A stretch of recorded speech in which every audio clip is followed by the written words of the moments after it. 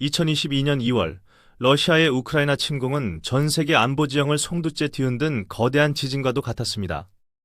이 사건은 단순히 유럽의 전쟁으로 끝나지 않고 냉전 종식 이후 잠들어 있던 전 세계의 재무장 본능을 깨우는 기폭제가 되었습니다. 독일은 국방비 대폭 증액을 선언했고 폴란드는 한국산 무기를 대거 사들였으며 중동과 아시아 국가들도 앞다투어 군비 확장에 나서고 있습니다. 이러한 격동의 시기에 한때 세계 방산 시장의 변방에 머물렀던 대한민국이 갑자기 무서운 속도로 치고 올라와 세계의 중심에 섰습니다. 주문하면 바로 드립니다. 원하는 대로 만들어 드립니다. 기술도 알려드립니다. 한국의 이러한 파격적이고 자신감 넘치는 제안은 공급망 붕괴로 신음하던 전 세계 국방장관들의 마음을 사로잡았습니다. 대한민국 정부는 여기서 멈추지 않고 2027년까지 세계 4대 방산 강국으로 도약하겠다는 야심찬 목표를 천명했습니다. 이는 미국, 러시아, 프랑스 다음 가는 자리에 오르겠다는 것으로 사실상 중국과 독일을 제치고 세계 최정상급 방산 대국이 되겠다는 선전포고입니다. 오늘 영상에서는 대한민국이 어떻게 단기간에 방산 강국으로 급부상했는지, 그리고 2030년 세계 시장을 제패하기 위해 어떤 거대한 전략을 준비하고 있는지 하나하나 상세하고 깊이 있게 분석합니다. 먼저 현재 세계 방산 시장의 판도가 어떻게 변하고 있는지 냉정하게 살펴봐야 합니다. 과거 세계 시장을 호령하던 러시아는 우크라이나 전쟁 이후 강력한 경제 제재로 인해 반도체 등 핵심 부품 수급이 막혀 수출은커녕 자국군 무기 생산조차 버거운 식물인간 상태가 되었습니다. 전통적인 우방국이었던 인도나 베트남조차 러시아산 무기의 성능과 공급 능력에 의문을 품고 대체 공급처를 찾고 있는 실정입니다.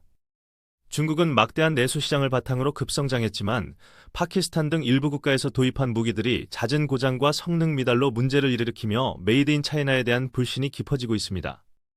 또한 미중 갈등으로 인해 서방권 국가들은 중국산 무기 도입을 원천적으로 배제하고 있어 시장 확장의 한계가 뚜렷합니다.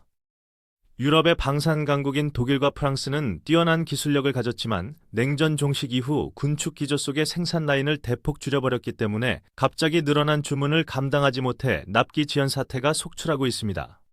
레오파드 전차를 주문하면 5년을 기다려야 하고 라팔 전투기는 생산량이 턱없이 부족한 것이 현실입니다.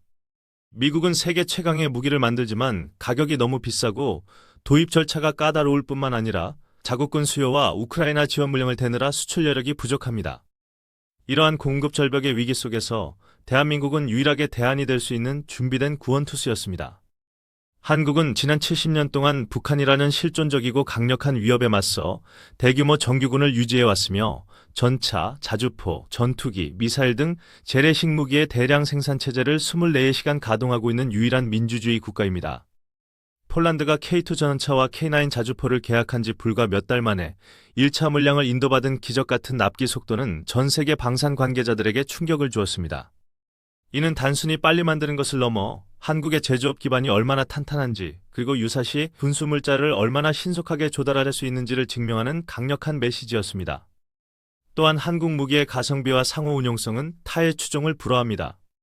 한국군은 창군 이래 미군과 연합작전을 수행해왔기 때문에 소총 탄약부터 통신장비, 데이터러 링크까지 모든 무기체계가 미국 및 나토 표준 규격에 맞춰 설계되고 제작되었습니다.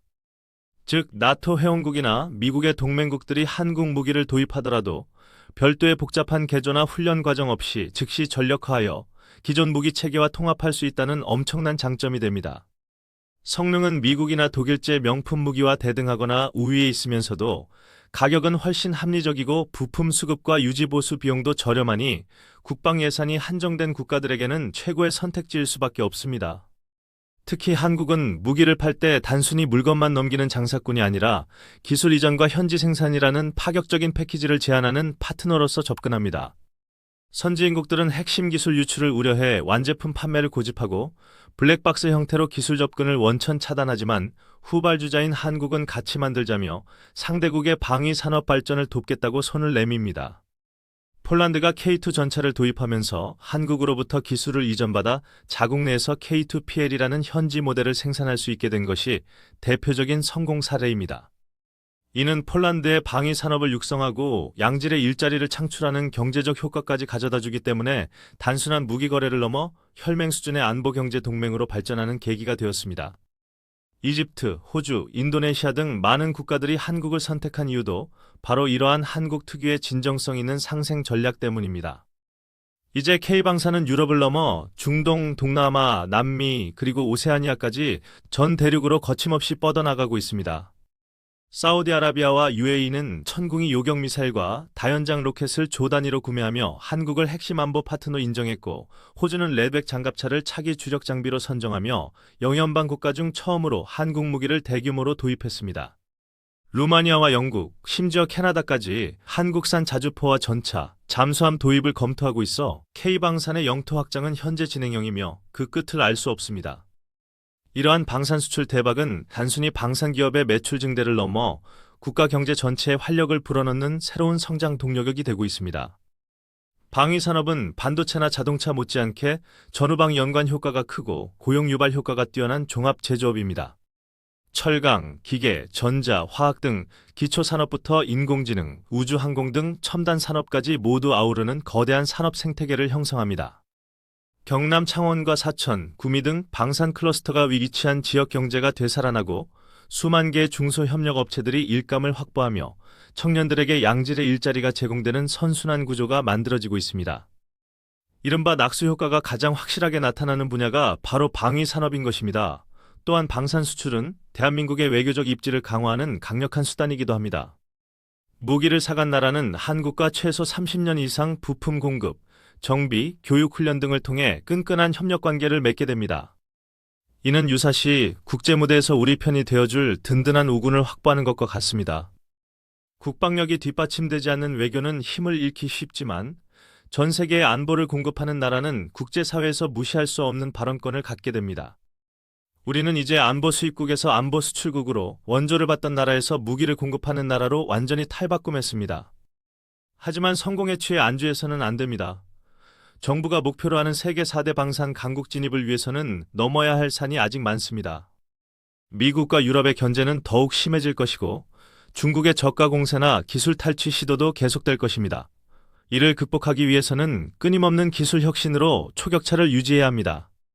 인공지능, 무인기, 레이저, 우주기술 등 4차 산업혁명 기술을 국방 분야에 접목하여 미래 전장을 선도할 첨단 무기 체계를 선제적으로 개발해야 합니다. K3 무인전차, KF-21N 함재기, 가오리 X 스텔스 무인기, 초소형 정찰 위성군 등 우리가 함께 살펴보았던 미래 무기들이 바로 그 해답입니다. 또한 민간군이 하나가 되어 움직이는 원팀 전략이 더욱 강화되어야 합니다. 정부는 방산 수출을 국가 전략 산업으로 지정하고 금융 지원을 확대하며 대통령이 직접 세일즈 외교에 나서는 등 전폭적인 지원을 아끼지 말아야 합니다. 군은 수출용 무기의 성능 시험을 지원하고 운용 노하우를 전수하는 등 마케팅의 최전선에서 뛰어야 합니다. 기업은 끊임없는 R&D 투자로 기술 경쟁력을 높이고 투명하고 윤리적인 경영으로 국제사회의 신뢰를 얻어야 합니다. K방산의 성공 신화는 수많은 엔지니어들과 근로자들, 그리고 국군 장병들의 피와 땀, 눈물이 있었기에 가능했습니다. 불가능을 가능으로 만들어온 그들의 불굴의 도전 정신에 깊은 경의를 표하며 국민 여러분의 따뜻한 관심과 응원이 그들에게 큰 힘이 될 것입니다. 대한민국이 자유의 무기고로서 세계 평화를 지키고 인류 번영에 기여하는 진정한 글로벌 중추국가로 우뚝 서는 그날까지 K방산의 질주는 멈추지 않을 것입니다. 그리고 여기서 우리가 주목해야 할 또 하나의 중요한 전략은 바로 MRO 시장의 선점입니다. MRO는 유지, 보수, 정비를 뜻하는 말로 무기를 파는 것보다 더 큰 수익을 창출할 수 있는 황금알을 낳는 거위입니다. 무기는 한 번 팔면 끝이지만 MRO는 그 무기가 폐기될 때까지 30년, 40년 동안 지속적으로 부품을 공급하고 정비를 해줘야 하기 때문입니다. 한국은 우수한 조선업 인프라를 바탕으로 미 해군 함정의 MRO 사업에 진출하고 있으며 폴란드에 전차 정비 공장을 세워 유럽 전체의 K2 전차를 관리하는 허브로 만들려 하고 있습니다. 이는 단순한 AS 센터를 넘어 한국이 전 세계 무기체계의 병참기지 역할을 수행하게 된다는 것을 의미합니다. 미국이나 유럽 국가들이 한국의 MRO 능력에 의존하게 되면 한국의 안보적 가치는 더욱 높아지고 한미동맹과 한유럽 협력 관계는 더욱 굳건해질 것입니다. 또한 K방산의 미래 경쟁력을 확보하기 위해서는 우주 국방 역량을 강화해야 합니다. 현대전에 있어 우주는 정찰, 통신, 항법 등 모든 작전의 기반이 되는 필수적인 영역입니다.